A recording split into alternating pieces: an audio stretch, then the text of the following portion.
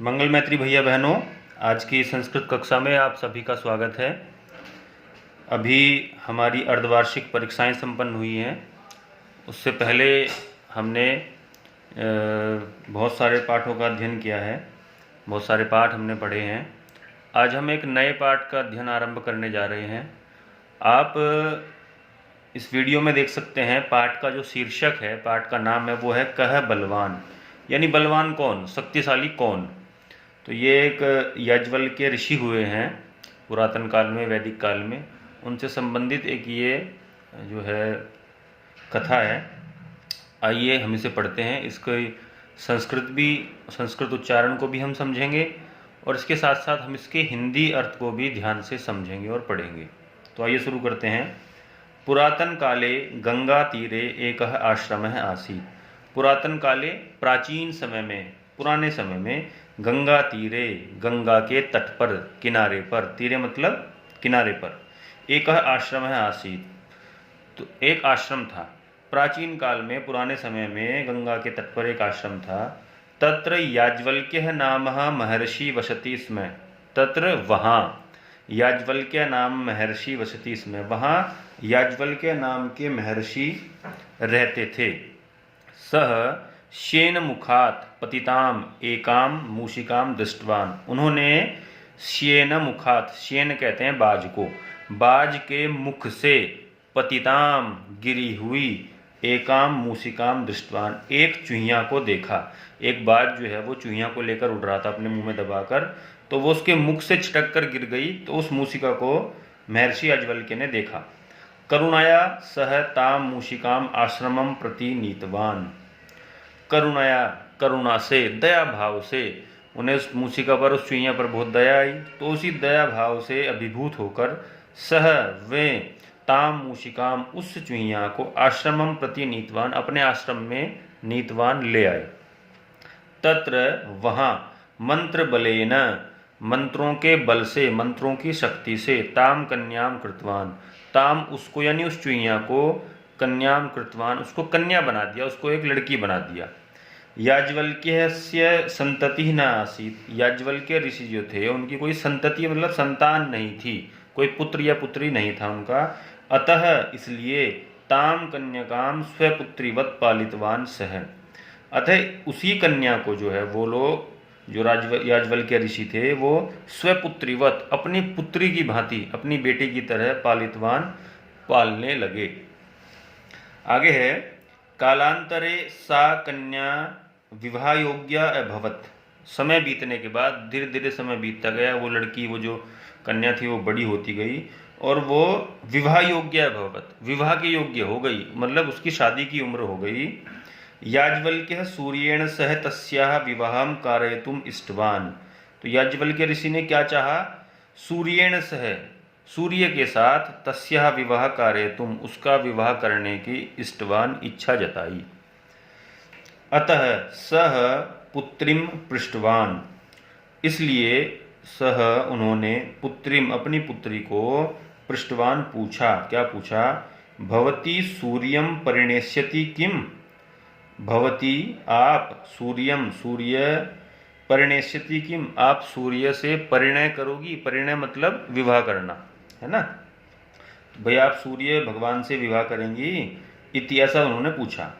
तदा सा उक्तवती, तब वह बोली, वो जो कन्या थी, जो चूहिया से कन्या बनी थी, वो बोली, अहम सूर्यस्य तापम सोढ़ुम न शक्नोमि।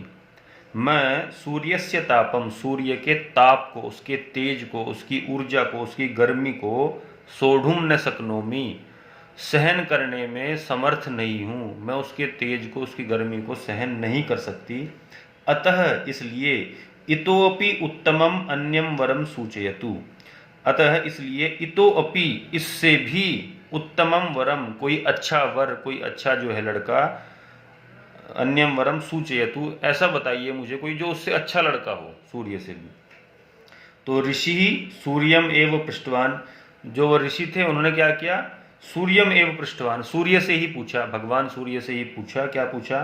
भगवान भवतः अपेक्षया उत्तमः वरः कः इति, कि हे सूर्य भगवान, भवतः अपेक्षया, आपकी अपेक्षा उत्तमः वरः कः, अच्छा वर, अच्छा लड़का या मेरी पुत्री के लिए अच्छा जो है सुयोग्य वर कौन है। तो सूर्य है उक्तवान, भगवान सूर्य ने कहा, मेघः माम आच्छाद्य तिष्ठति, जो मेघ है ना बादल, वो माम मुझको, आच्छाद्य तिष्ठति, आच्छाद्य मतलब ढक देता है, जब बादल आता है तो वो सूर्य को भी ढक देता है। सह मम अपेक्षाया बलवान, वो मेरी अपेक्षा क्या है, बलवान है, वो मेरी ताप को, मेरी रोशनी को, है ना, मेरी गर्मी को, ऊर्जा को भी वो अपने अपने आप से ढककर उसे शांत कर देता है। तो मम अपेक्षाया बलवान है योग्य अपीत, इसलिए वो मेरी अपेक्षा बलवान भी है, ताकतवर भी है। ऋषि मेघम आहुतवान, ऋषि ने क्या किया, मेघम आहुतवान, अब मेघ को बुलाया, है ना, बादल को बुलाया।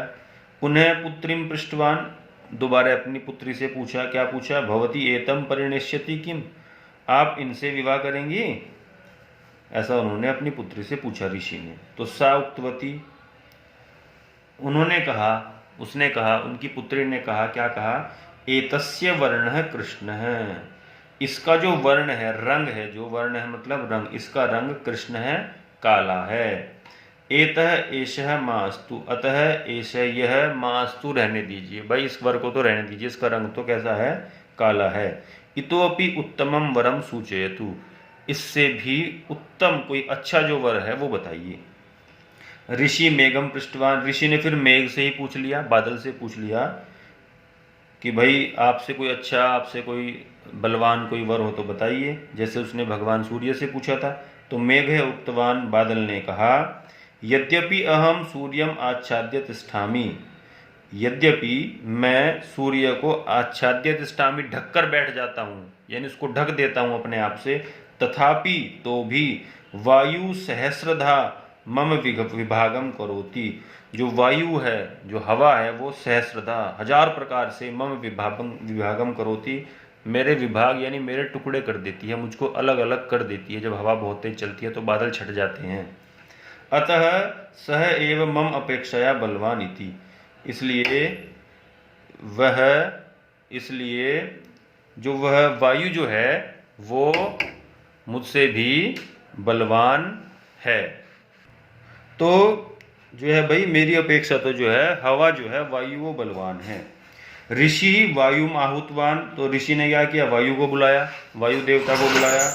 परंतु पुत्री वायुम अपि न इष्टवती, जो पुत्री थी उसने वायु को भी नहीं चाहा, मतलब वायु को भी उसने मना कर दिया।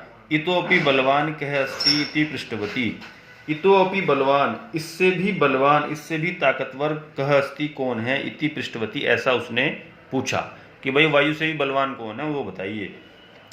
यद्यपि, तो फिर वायु जो है वो कह रहे हैं, यद्यपि अहम मेघस्य सहस्रधा विभागम करोति, यद्यपि मैं, अहम माने मैं, मेघस्य बादल के, सहस्रधा विभागम करोमि 1000 प्रकार से टुकड़े कर देता हूँ, तथापि अहम पर्वतम कंपयितुम न शक्नोमि, तथापि तो भी अहम पर्वतम कंपयितुम न शक्नोमि, पर्वत को कंपित नहीं कर सकता, पर्वत को, पहाड़ को नहीं हिला सकता हूँ।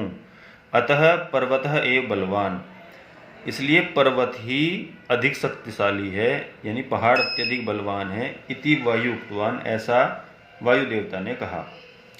अनंतरम ऋषि पर्वतम आहुतवान, अनंतरम बाद में ऋषि ने पर्वतम आहुतवान, पर्वत को बुलाया। अब ऋषि ने पर्वत को बुलाया भाई।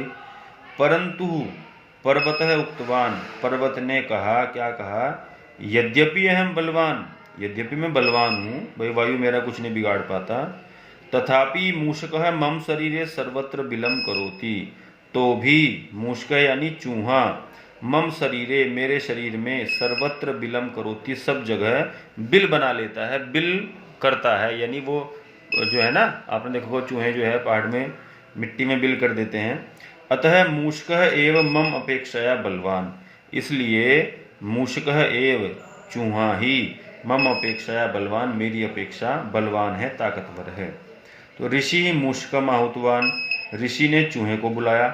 पुत्रिम पृष्ठवान, भवती एतम परिणेष्यति किम, पुत्री से को पूछा, क्या भाई इनके साथ शादी करोगी, परिणेष्यति यानी परिणय करोगी?